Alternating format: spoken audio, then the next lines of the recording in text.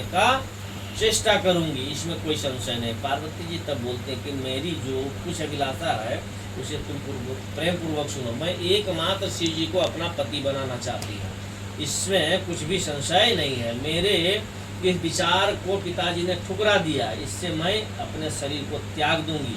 पार्वती की बात सुनकर सखियों ने कहा कि शरीर का त्याग न करो, चलो किसी ऐसे वन को चले जहाँ पिता को पता न लगे।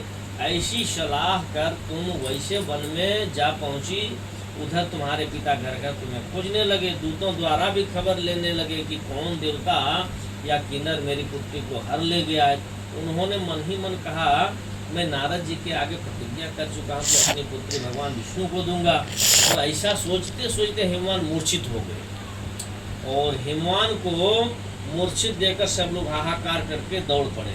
जब होश हुआ तो सबने पूछने लगा कि राज आप इतनी मूर्छा का कारण बताइए। हिमवान ने कहा, आप लोग मेरे दुख का कारण सुने, न मालूम मेरी कन्या को हर ले गया है। ऐसा नहीं हुआ तो किसी काले सांप ने काट लिया या सिंह खा गए।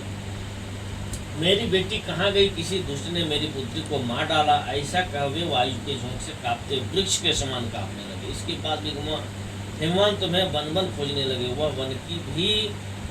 वन भी सिंह भालू हिंसक जंतुओं से बड़ा भयानक हो रहा था।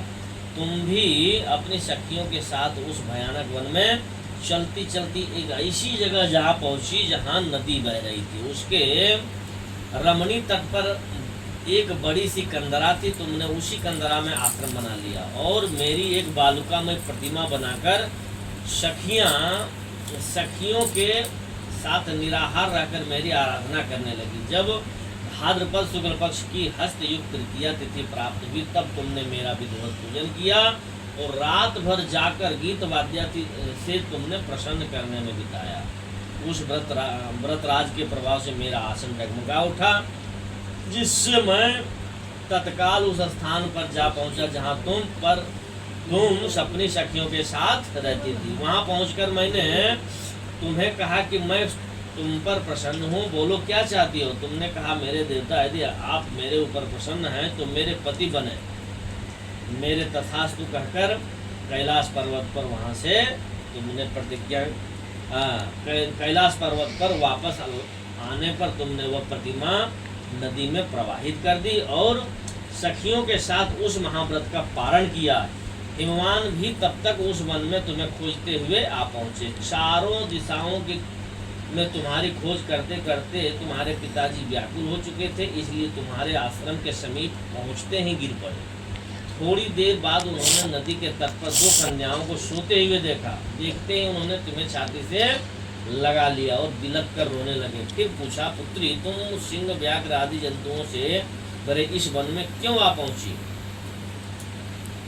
इससे मैं यहाँ चली आई है। हिमवान ने सांत्वना दी कि हे पुत्री, मैं तुम्हारी इच्छा के विरुद्ध कुछ भी नहीं करूँगा। वे तुम्हें अपने साथ लेकर घर आए और मेरे साथ तुम्हारा विवाह करा दिए। इसी से तुमने मेरा अर्धासन पाया। तब से आज तक किसी के सामने मुझे यह व्रत प्रकट करने का अवसर नहीं प्राप्त हुआ था। हे देवी, मैं यह बताता हूँ कि इस व्रत का हरितालिका नाम क्यों पड़ा। तुमको सखियां हर ले गई थी, इसी से हरितालिका नाम व्रत पड़ा। पार्वती जी ने कहा, हे प्रभु, आपने नाम तो बता दिया, अब इसकी विधि भी बताएं। इसका क्या पुण्य है, क्या फल है, यह व्रत कौन करे। श्री शिव जी पार्वती जी से कहते हैं कि हे देवी, मैंने समस्त स्त्री जाति के भलाई के लिए उत्तम व्रत बतलाया है। जो स्त्री अपने सौभाग्य की रक्षा करना चाहती है वह यत्न पूर्वक इस व्रत को जरूर करें।